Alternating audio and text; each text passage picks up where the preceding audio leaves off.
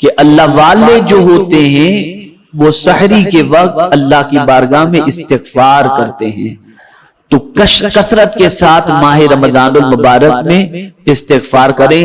مطلب یہ کہ اللہ سے مغفرت کی بھیک مانگیں۔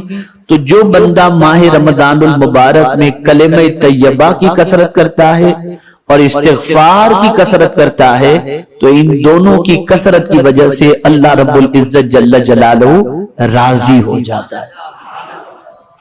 اور وہ دو چیزیں جس سے اللہ کا بندہ بے نیاز نہیں ہو سکتا، وہ دو چیزیں کون سی ہیں؟ تو پہلی چیز اللہ سے جنت کا سوال کرنا، اسألک الجنہ، مولا میں تجھ سے جنت کا سوال کرتا ہوں۔ ماہ رمضان المبارک میں یہ دعا کرنا، یہ اس سے آدمی مرنے کے بعد کہیں تو جانا ہے، تو اللہ کرے اس کے حبیب کے صدقے میں ہم سب کو جنت نصیب ہو جائے، ٹھیک ہے نا؟ تو اللہ سے ماہ رمضان میں جنت کی طلب، جنت کا سوال کرنا، اور یہ سوال کثرت سے کرنا، زیادہ سے زیادہ اس کا سوال کرنا۔ اور اسی کے ساتھ ساتھ دوسری چیز جس سے بندہ بے نیاز نہیں، وہ ہے جہنم سے پناہ مانگنا۔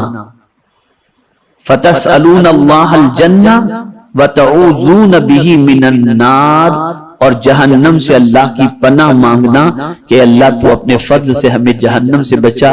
یہی وجہ ہے کہ 4 رکعت تراویح کے بعد جب تسبیح پڑھی جاتی ہے سبحان الملک القدوس، سبحان ذی الملک والملکوت، سبحان ذی العزت والعظمت والہیبت والقدرت والکبریاء والجبروت، سبحان الملک الحی الذی لا ینام ولا یموت، سبوح قدوس ربنا ورب الملائکۃ والروح۔ آگے اللہم اجرنا من النار یا مجیر یا مجیر یا مجیر برحمتک یا رب۔ یہ جہنم سے پناہ مانگی جاتی ہے۔ یہ دعا ہر 4 رکعت کے بعد تسبیح کے بعد ہم یہ پڑھتے ہیں نا، اس میں کیا اللہ سے جہنم سے بچنے کی دعا کر رہے ہیں، اللہ کی پناہ چاہ رہے ہیں، اللہ سے بچنے کی دعا کر رہے ہیں۔ تو یہ 4 چیزوں کی رمضان میں کثرت کرنے کا اللہ کے رسول صلی اللہ علیہ وسلم نے حکم فرمایا۔ 2 چیزوں سے اللہ راضی ہوتا ہے، اور 2 چیزیں ایسی ہیں جس سے بندہ بے نیاز نہیں ہو سکتا۔ میرے پیارے آقا صلی اللہ تعالی علیہ وسلم کے پیارے دیوانوں، اب آئیے، چونکہ میں نے کل جمعہ میں یہ وعدہ کیا تھا کہ میں 4 چیزوں کے بارے میں عرض کروں گا، تو میں نے حسب وعدہ آج یہ عرض کر دیا۔ اب میری گفتگو کا آج کا جو موضوع ہے اس کی طرف ہم چلتے ہیں۔ پروردگار جل جلالہ ارشاد فرماتا ہے وَمَن يَعْصِ اللَّهَ وَرَسُولَهُ وَيَتَعَدَّ حُدُودَهُ يُدْخِلْهُ النَّارًا خَالِدًا فِيهَا وَلَهُ عَذَابٌ مُهِينٌ صدق اللہ العظیم۔ میرے پیارے آقا صلی اللہ تعالی علیہ وسلم کے پیارے دیوانوں، اللہ عز و جل ارشاد فرماتا ہے اور جو اللہ اور اس کے رسول کی نافرمانی کرے اور اس کی کل حدوں سے بڑھ جائے، اللہ اسے آگ میں داخل کرے گا جس میں ہمیشہ رہے گا، اور اس کے لیے خواری کا عذاب ہے۔ عذاب کی بھی کئی قسمیں ہیں، ایک عذاب ہے اور ایک عذاب خواری والا، ذلیل کرنے والا عذاب۔ تو جو بھی اللہ کی حدود کو پامال کرے گا، اللہ کی حدوں کو، اللہ کے رسول صلی اللہ علیہ وسلم کی حدوں کو توڑے گا، اس کے لیے جہنم کا عذاب جس میں وہ ہمیشہ رہے گا۔ میرے پیارے آقا صلی اللہ تعالی علیہ وسلم کے پیارے دیوانوں، اب ہم تھوڑا سا سمجھنے کی کوشش کرتے ہیں تاکہ ہمیں پتا چلے کہ اللہ کے رسول صلی اللہ تعالی علیہ وسلم نے ماہ رمضان میں ماہ رمضان کی توہین کرنے والے اور ماہ رمضان میں گناہ کرنے والے، ماہ رمضان میں اللہ کی نافرمانی کرنے والے، ماہ رمضان میں اللہ کے رسول صلی اللہ علیہ وسلم کی نافرمانی کرنے والوں کے لیے کیا ارشاد فرمایا ہے تاکہ ہم سمجھ سکیں اور ان گناہوں سے بچنے کی کوشش کر کے اللہ کے عذاب سے بچنے کی کوشش کریں۔ رسول گرامی وقار صلی اللہ تعالی علیہ وسلم نے ارشاد فرمایا، المعجم الاوسط کے اندر یہ حدیث مبارکہ موجود ہے، رسول اعظم صلی اللہ علیہ وسلم نے ارشاد فرمایا، جس نے اس ماہ میں کوئی نشہ آور شے پی یا کسی مومن پر بہتان باندھا یا اس ماہ میں کوئی گناہ کیا تو اللہ عز و جل اس کے 1 سال کے اعمال برباد فرما دے گا۔ اب رسول اعظم صلی اللہ علیہ وسلم ماہ رمضان کے بارے میں نصیحت فرماتے ہیں، پس تم ماہ رمضان میں کوتاہی کرنے سے ڈرو، کیونکہ یہ اللہ عز و جل کا مہینہ ہے۔ اللہ تعالیٰ نے تمہارے لیے 11 مہینے کر دیے کہ ان میں نعمتوں سے لطف اندوز ہو اور تلذذ یعنی لذت حاصل کرو، اور اپنے لیے 1 مہینہ خاص کر لیا ہے، بس تم ماہ رمضان کے معاملے میں اللہ سے ڈرو۔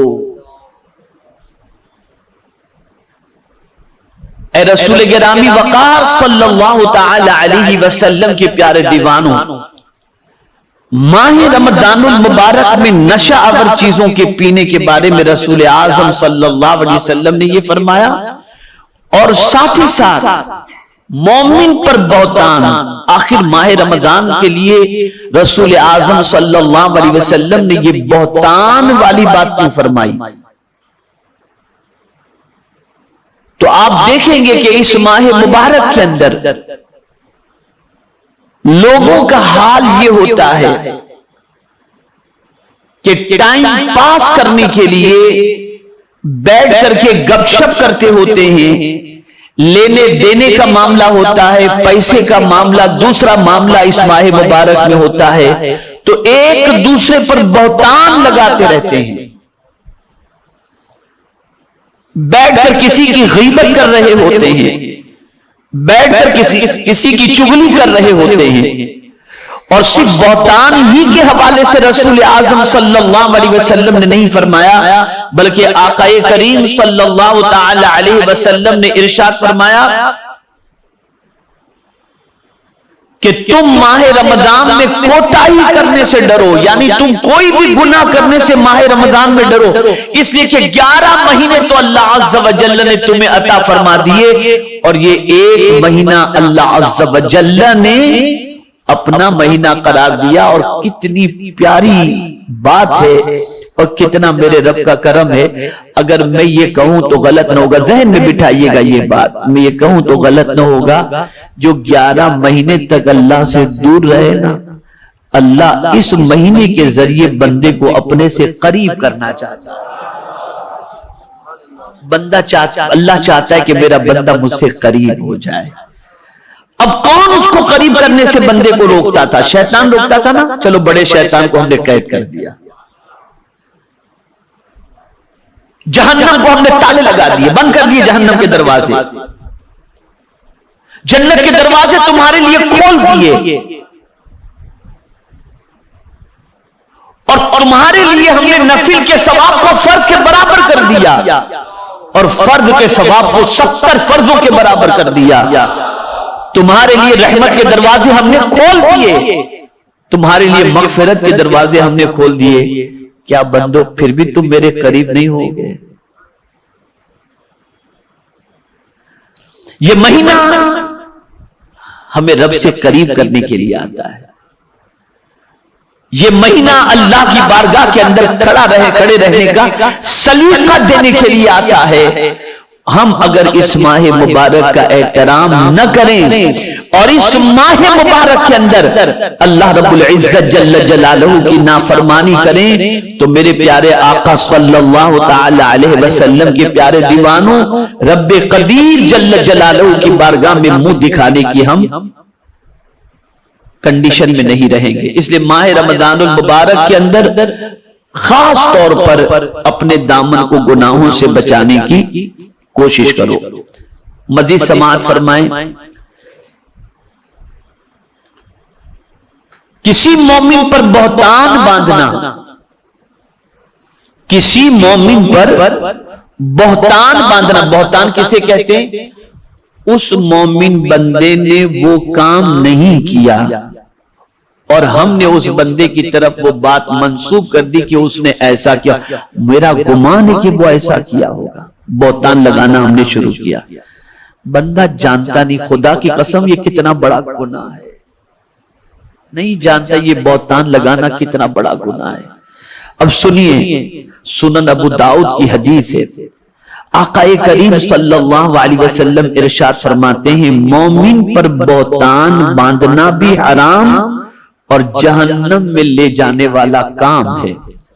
حدیث پاک میں ہے وَمَنْ قَالَ فِي مُؤْمِنٍ مَا لَيْسَ فِيهِ اسکنہ اللہ ردغت الخبال حتی یخرج مما قال۔ اللہ اکبر، اللہ اکبر۔ آقا کریم صلی اللہ علیہ وسلم ارشاد فرماتے ہیں جو کسی مومن کے بارے میں ایسی چیز کہے جو اس میں نہ ہو تو اللہ عز و جل اس بہتان لگانے والے کو اس وقت تک روغت الخبال میں رکھے گا یہاں تک کہ وہ اپنی کہی ہوئی بات سے نکل جائے۔ اب آپ سوچتے ہوں گے روغت الخبال کیا چیز ہے، تو سنیے، آقا کریم صلی اللہ علیہ وسلم فرماتے میرۃ المناجی کے اندر روغت الخبال کی تشریح فرمائی گئی، فرمایا گیا روغت الخبال جہنم میں وہ مقام ہے جہاں دوزخیوں کا خون اور پیپ جمع ہوتا ہے، جہاں جہنمیوں کا خون اور پیپ جمع ہوتا ہے۔ اس لیے مومن پر بہتان تراشی سے بچو، ہمیشہ بچو، لیکن خاص طور پر ماہ رمضان میں رسول اعظم صلی اللہ علیہ وسلم نے اس چیز کے بارے میں تاکید فرمائی ہے، پیغمبر رحمت صلی اللہ علیہ وسلم نے، اس لیے اس چیز کا خیال رکھو۔ آقا کریم صلی اللہ تعالی علیہ وسلم کے حوالے سے حضرت ام ہانی رضی اللہ تعالی عنہ سے روایت ہے کہ رسول اعظم صلی اللہ علیہ وسلم نے ارشاد فرمایا کہ اس ماہ میں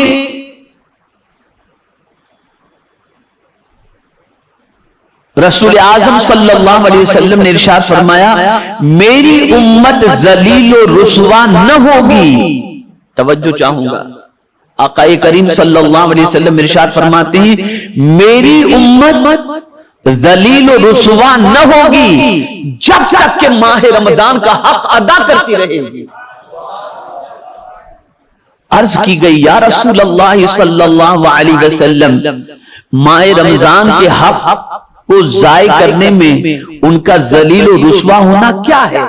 یعنی اگر کوئی ماہ رمضان کا حق ضائع کرتا ہے تو ان کا ذلیل و رسوا ہونا کیا ہے؟ ماہ رمضان کا حق کیا ہے ذرا پتہ چلے، اور وہ حق کا ضائع کرنا کیا ہے یہ پتہ چلے تاکہ رسوا ہونے سے بچا جائے۔ اللہ اکبر۔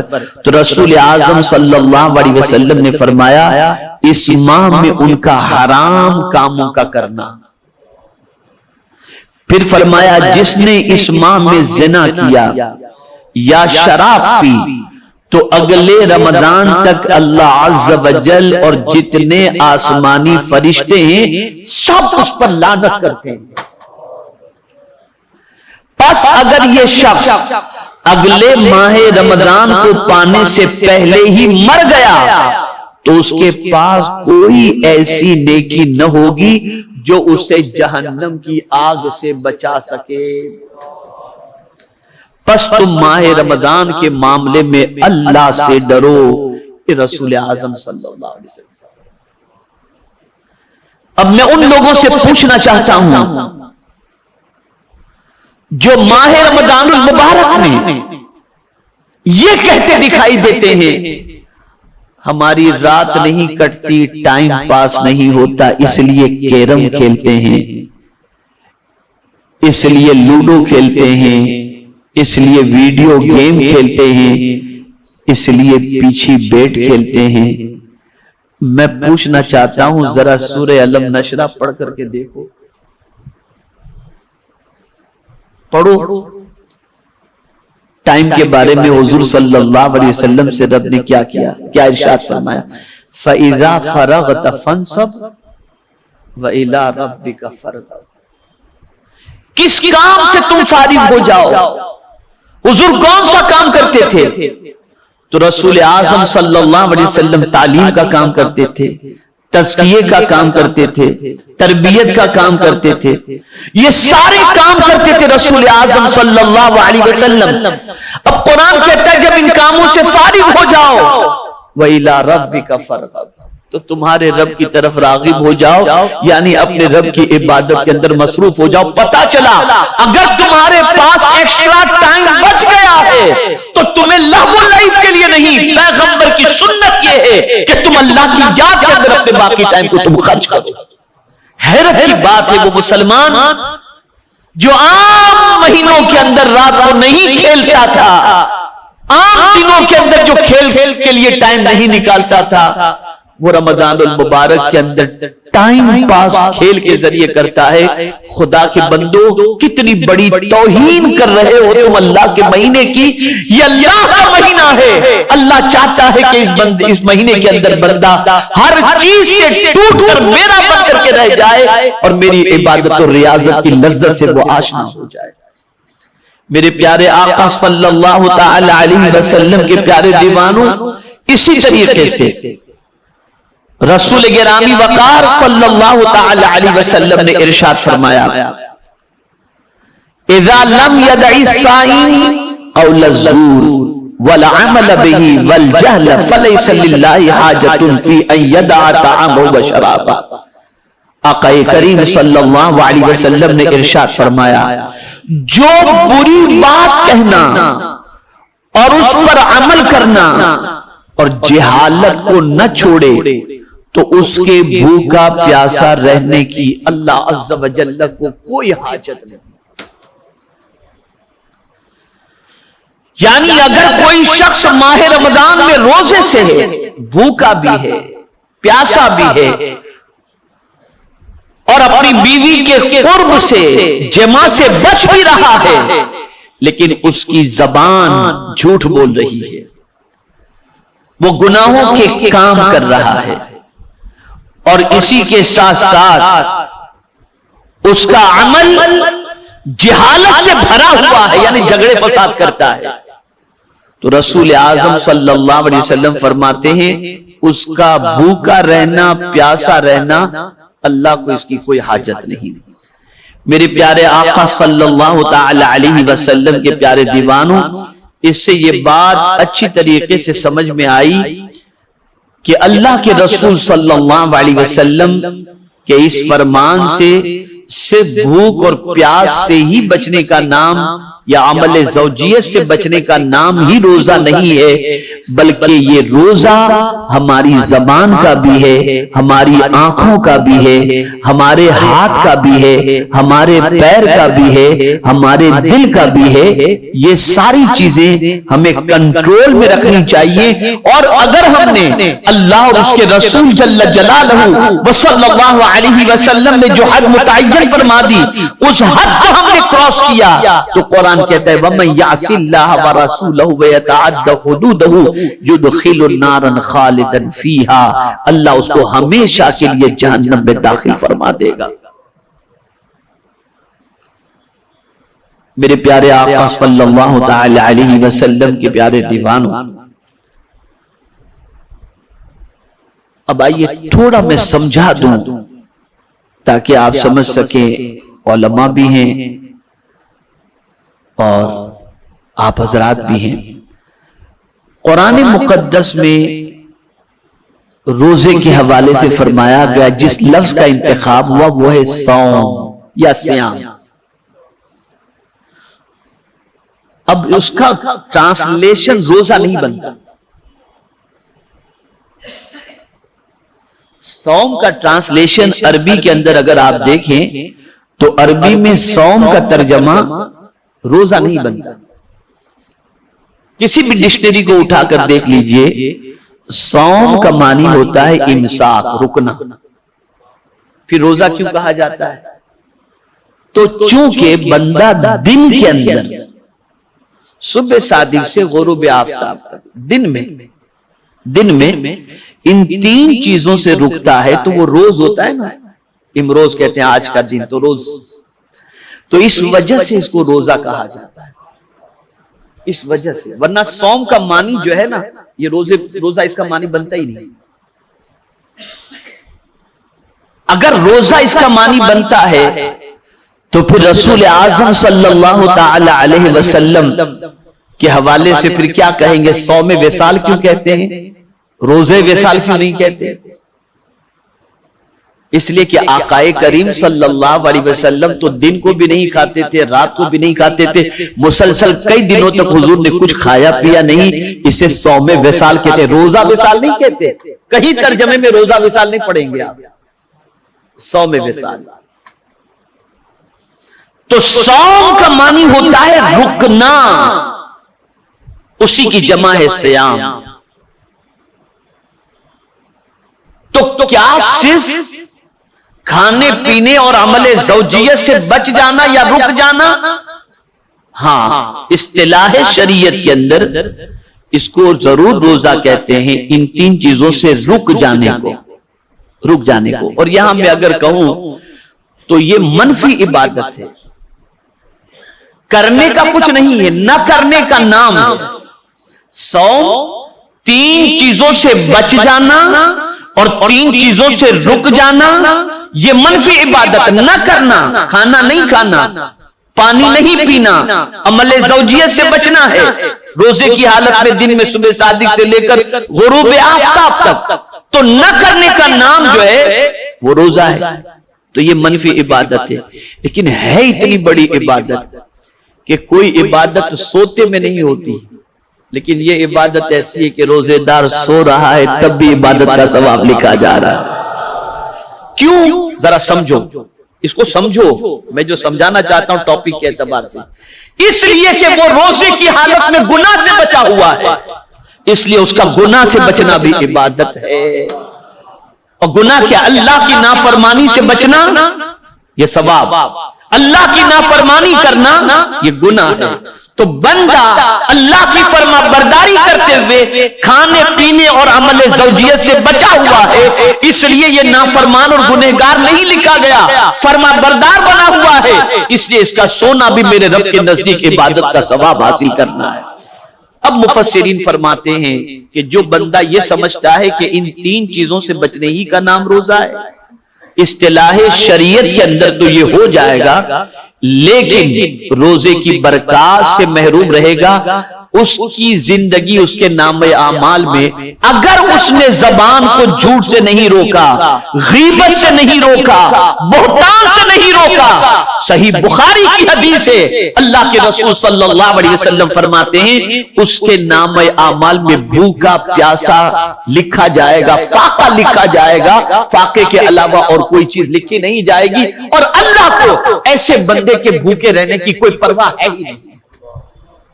پتا چلا زبان کا بھی روزہ ہے، زبان کو کنٹرول میں رکھو، رمضان میں نگاہ کو کنٹرول میں رکھو، ہاتھ پیر کو کنٹرول میں رکھو، پورے وجود کو اللہ کی نافرمانی سے روکو۔